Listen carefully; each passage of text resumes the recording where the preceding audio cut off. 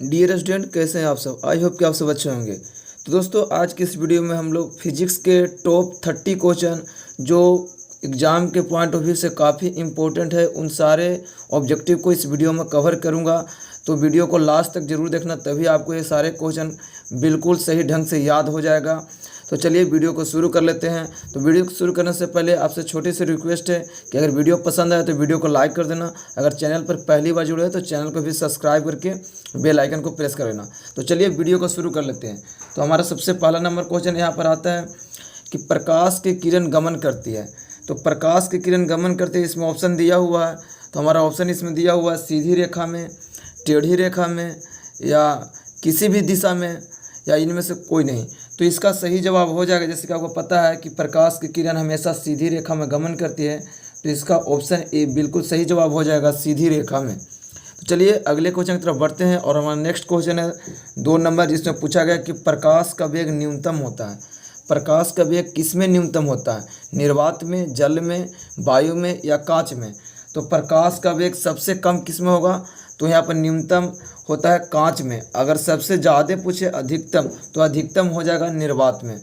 यहाँ दोस्तों पर यहाँ पर पूछा है कि प्रकाश का वेग न्यूनतम किस में होगा, तो सही ऑप्शन हो जाएगा डी, कांच में। चलिए अगले क्वेश्चन की तरफ बढ़ते हैं। और हमारा नेक्स्ट क्वेश्चन है 3 नंबर, जिसमें पूछा गया है कि मोटर गाड़ी के चालक के सामने लगा रहता है। मोटर गाड़ी के चालक के सामने कौन सा दर्पण लगा होता है? तो इसका सही जवाब हो जाएगा उत्तल दर्पण। जहाँ दोस्तों मोटर गाड़ी के चालक के सामने उत्तल दर्पण लगा रहता है, जिसे साइड मिरर भी कहते हैं, उत्तल दर्पण का होता है। चलिए अगले क्वेश्चन की तरफ बढ़ते हैं। तो हमारा अगला क्वेश्चन है 4 नंबर, जिसमें पूछा गया है कि मोटर कार की हेडलाइट में किसका प्रयोग होता है? मोटर कार के हेडलाइट में किसका प्रयोग होता है? तो इसका सही जवाब हो जाएगा ऑप्शन नंबर सी, अवतल दर्पण का। मोटर कार के हेडलाइट में अवतल दर्पण का प्रयोग किया जाता है। चलिए अगले क्वेश्चन की तरफ बढ़ते हैं। और हमारा नेक्स्ट क्वेश्चन है यहाँ पर दिया हुआ, जो है 5 नंबर क्वेश्चन, जिसमें पूछा गया है क्या कि समतल दर्पण द्वारा बना प्रतिबिंब कैसा होता है? तो समतल दर्पण द्वारा बना प्रतिबिंब कैसा होगा? तो इसका सही जवाब हो जाएगा काल्पनिक, या तो अगर ऑप्शन में आपको आभासी मिलता है तो आभासी या काल्पनिक, दोनों एक ही होता है। तो इसका सही जवाब ऑप्शन बी हो जाएगा काल्पनिक। तो चलिए अगले क्वेश्चन की तरफ बढ़ते हैं। हमारा अगला क्वेश्चन है कि लेंस की क्षमता का ऐसा मात्रा क्या होता है? तो लेंस की क्षमता का ऐसा मात्रा क्या होता है? तो इसका सही जवाब हो जाएगा ऑप्शन ए, डायोप्टर। जहाँ दोस्तों लेंस की क्षमता का ऐसा मात्रक डायोप्टर होता है। चलिए अगले क्वेश्चन की तरफ बढ़ते हैं। इसमें हमारा पूछा है कि प्रकाश के किरणों का पथ दर्शाने वाले चित्र को क्या कहा जाता है?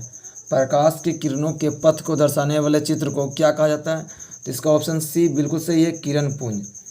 प्रकाश की किरणों के पथ को दर्शाने वाले को किरण पुंज कहा जाता है। चलिए अगले क्वेश्चन की तरफ बढ़ते हैं। और हमारा अगला क्वेश्चन है कि 2D क्षमता वाले लेंस का फोकसांतर क्या होता है?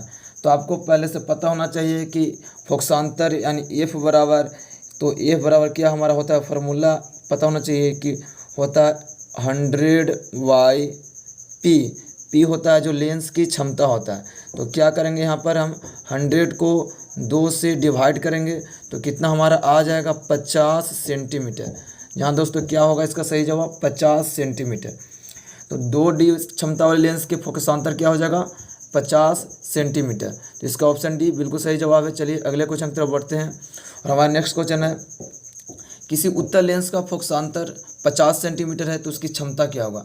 अभी उसी क्वेश्चन को उल्टा पूछ दिया, सिर्फ अभी 50 सेंटीमीटर फोकसांतर दे दिया, क्षमता पूछा। तो उत्तल लेंस में क्या होना चाहिए, उत्तल लेंस में हमारा पॉजिटिव होता है। तो इसका क्या हो जाएगा सही जवाब, 2 डायोप्टर प्लस में हो जाएगा, क्योंकि उत्तल लेंस की क्षमता हमेशा धनात्मक होती है, इसलिए 2 डायोप्टर प्लस में हो जाएगा। चलिए दोस्तों अगले क्वेश्चन की तरफ बढ़ते हैं। और हमारा अगला क्वेश्चन है 10 नंबर, जिसमें पूछा है कि प्रकाश की किरणों के समूह को क्या कहते हैं? तो प्रकाश के किरणों के समूह को किरणपुंज कहा जाता है, इसलिए ऑप्शन नंबर बी बिल्कुल सही जवाब है, किरणपुंज। चलिए अगला क्वेश्चन हमारा है उत्तल लेंस की क्षमता क्या होती है? तो उत्तल लेंस की क्षमता क्या होगी? उत्तल लेंस की क्षमता धनात्मक होती है। यहाँ दोस्तों उत्तल लेंस की क्षमता धनात्मक होती है, इसलिए ऑप्शन नंबर बी बिल्कुल सही जवाब है। चलिए अगले क्वेश्चन की तरफ बढ़ते हैं। और हमारा नेक्स्ट क्वेश्चन है 12 नंबर, जिसमें पूछा गया कि अवतल लेंस की क्षमता क्या होती है? तो अवतल लेंस की क्षमता होती है ऋणात्मक। यहाँ दोस्तों उत्तल लेंस की क्षमता याद रखना धनात्मक, और अवतल लेंस की क्षमता होती है ऋणात्मक। ऑप्शन ए बिल्कुल सही जवाब है। अगले क्वेश्चन की तरफ बढ़ते हैं। और हमारा अगला क्वेश्चन है उत्तल लेंस को क्या कहते हैं, मतलब उत्तल लेंस को और किन नामों जाना जाता है, इसका और क्या नाम है? तो उत्तल लेंस को क्या कहते हैं? तो इसका सही जवाब होगा ऑप्शन ए, उत्तल लेंस को अभिसारी लेंस भी कहा जाता है। क्या होगा? अभिसारी लेंस। उत्तल लेंस को अभिसारी लेंस कहा जाता है। तो हमारा नेक्स्ट क्वेश्चन है जो 14 नंबर है, जिसमें पूछा है कि अवतल लेंस को क्या कहा जाता है? तो अवतल लेंस को कहा जाता है अपसारी लेंस। जहाँ दोस्तों ऑप्शन नंबर सी लिखा, इसका बिल्कुल सही जवाब है अपसारी लेंस। उत्तल लेंस को अभिसारी लेंस और अवतल लेंस को अपसारी लेंस। तो ये दोनों में कन्फ्यूज नहीं होना है, अवतल को अपसारी बोला जाता है। जहाँ दोस्तों, तो इसका ऑप्शन नंबर सी बिल्कुल सही जवाब है। चलिए अगले क्वेश्चन की तरफ बढ़ते हैं। और नेक्स्ट क्वेश्चन हमारा है जो 15 नंबर है, जिसमें पूछा गया है क्या कि निम्न में से कौन सा पदार्थ लेंस बनाने के लिए प्रयुक्त किया जाता है? लेंस बनाने के लिए प्रयुक्त नहीं किया जा सकता है। मतलब इनमें से जो दिया हुआ है, इनमें से 4 ऑप्शन है, किससे लेंस नहीं बनाया जा सकता? तो इसका सही जवाब हो जाएगा ऑप्शन डी, मिट्टी से। जहाँ दोस्तों मिट्टी से भी कभी भी लेंस नहीं बनाया जा सकता, इसलिए ऑप्शन नंबर डी, मिट्टी बिल्कुल सही जवाब है। चलिए अगले क्वेश्चन की तरफ बढ़ते हैं। और हमारा नेक्स्ट क्वेश्चन है 16 नंबर, जिसमें पूछा गया किस दर्पण से हमेशा वस्तु से छोटा प्रतिबिंब बनता है? हमेशा वस्तु से छोटा किस दर्पण में बनता है? तो हमारा सही जवाब हो जाएगा ऑप्शन बी, उत्तल दर्पण में। उत्तल दर्पण में हमेशा वस्तु से छोटा प्रतिबिंब बनता है। ऑप्शन नंबर बी बिल्कुल सही जवाब है। हमारा अगला क्वेश्चन है 17 नंबर, जिसमें पूछा गया है किस दर्पण से वस्तु का बड़ा प्रतिबिंब बनता है? वस्तु का बड़ा प्रतिबिंब किस दर्पण में बनेगा? तो अवतल दर्पण में। ऑप्शन बी बिल्कुल सही जवाब है, अवतल दर्पण में वस्तु का बड़ा प्रतिबिंब बनता है। चलिए अगले क्वेश्चन की तरफ बढ़ते हैं। 18 नंबर क्वेश्चन में पूछा गया कि प्रकाश के परिवर्तन के कितने नियम हैं? तो प्रकाश के परिवर्तन के कितने नियम हैं? 2 नियम हैं। ऑप्शन बी 2 नियम बिल्कुल सही जवाब है, प्रकाश के परिवर्तन के 2 नियम होते हैं। चलिए अगले क्वेश्चन की तरफ बढ़ते हैं। 19 नंबर, जिसमें पूछा गया कि जब प्रकाश की किरण हवा से कांच में प्रवेश करती है तो मुड़ जाती है, किस ओर मुड़ती है? अभिलंब से दूर या अभिलंब के निकट या अभिलंब के समानांतर? तो इसका सही जवाब होगा, अगर हवा से कांच में प्रवेश करिए तो अभिलंब के निकट मुड़ेगी। कहाँ मुड़ेगी? अभिलंब के निकट। ऑप्शन नंबर बी सही जवाब है। चलिए अगले क्वेश्चन की तरफ बढ़ते हैं। 20 नंबर, जिसमें पूछा गया फोटोग्राफी कैमरा का अभिदृश्यक होता है। फोटोग्राफी कैमरा का जो अभिदृश्यक होता है जो किस लेंस का होता है? तो इसका सही जवाब होगा ऑप्शन ए, उत्तल लेंस का। किस लेंस का होता है? उत्तल लेंस का। फोटोग्राफी कैमरा का अभिदृश्यक होता है उत्तल लेंस का। चलिए अगले क्वेश्चन की तरफ बढ़ते हैं, जिसमें पूछा गया साइड मिरर के रूप में किसका प्रयोग किया जाता है? साइड मिरर के रूप में प्रयुक्त होता है, मतलब क्या पूछा कि साइड मिरर के रूप में किसका प्रयोग किया जाता है? तो इसका सही जवाब होगा ऑप्शन बी, उत्तल दर्पण का। साइड मिरर में उत्तल दर्पण का प्रयोग किया जाता है। अगला क्वेश्चन की तरफ बढ़ते हैं।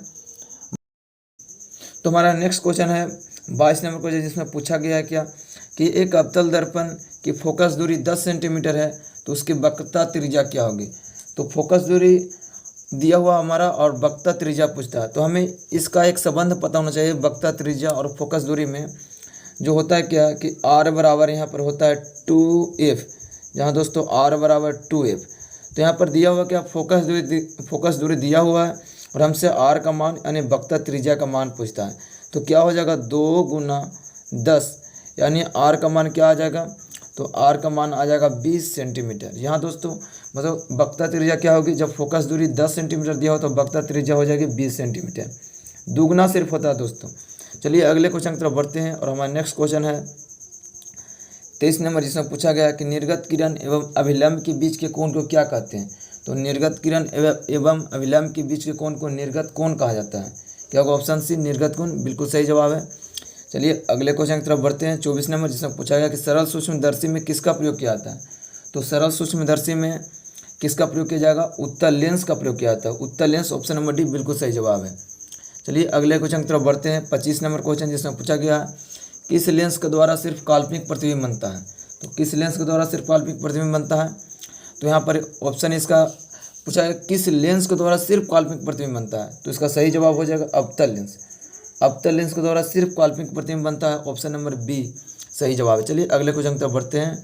और हमारा अगला क्वेश्चन है कि प्रवर्तन के नियम से निर्धारित होता है। तो प्रवर्तन के नियम से क्या निर्धारित होता है? आपतन कोण प्रवर्तन कोण के बराबर होता है। जहाँ दोस्तों इसका ऑप्शन नंबर ए बिल्कुल सही जवाब है।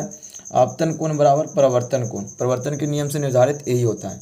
चलिए अगले क्वेश्चन की तरफ बढ़ते हैं। और हमारा अगला क्वेश्चन है काल्पनिक प्रतिबिंब होता है। काल्पनिक प्रतिबिंब कैसा होगा? तो काल्पनिक प्रतिबिंब हमेशा सीधा होता है, हमेशा सीधा होगा। ऑप्शन नंबर ए सीधा बिल्कुल सही जवाब है। अगले क्वेश्चन की तरफ बढ़ते हैं। 28 नंबर, जिसमें पूछा है कि लेंस में मुख्य फोकस की संख्या कितनी होती है? तो लेंस में कितने मुख्य फोकस होते हैं? तो इसका सही जवाब होगा ऑप्शन ए 2। लेंस में दो मुख्य फोकस होते हैं। तो ऑप्शन ए बिल्कुल सही जवाब है। अगले क्वेश्चन की तरफ बढ़ते हैं और हमारा अगला क्वेश्चन है 29 नंबर, जिसमें पूछा गया है कि सर्च लाइट का प्रवर्तक सतह होता है। तो सर्च लाइट का प्रवर्तक सतह कैसा होता है? तो सर्च लाइट का प्रवर्तक सतह होता है अवतल। कैसा होता है? अवतल। सर्च लाइट का प्रवर्तक सतह ऑप्शन नंबर बी अवतल बिल्कुल सही जवाब है।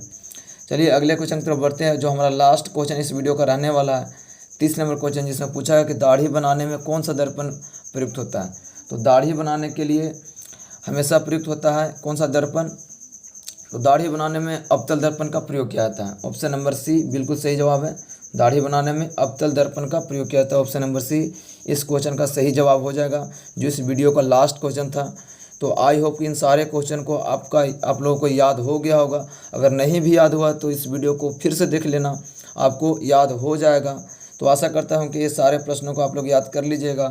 अगर ये सारे प्रश्न याद कर लेते हैं तो आपको एग्ज़ाम में काफ़ी हेल्पफुल होने वाली है और काफ़ी आपको मतलब हेल्पफुल होगा। तो चलिए इस वीडियो को यहाँ पर ही एंड करते हैं। तो आई होप कि वीडियो पसंद आए। अगर पसंद आए वीडियो तो वीडियो को लाइक कर देना। अगर चैनल को अभी तक सब्सक्राइब नहीं किया तो चैनल को भी सब्सक्राइब कर देना। चलिए मिलते हैं किसी नेक्स्ट वीडियो में, तब तक के लिए गुड बाय, जय हिंद, जय भारत।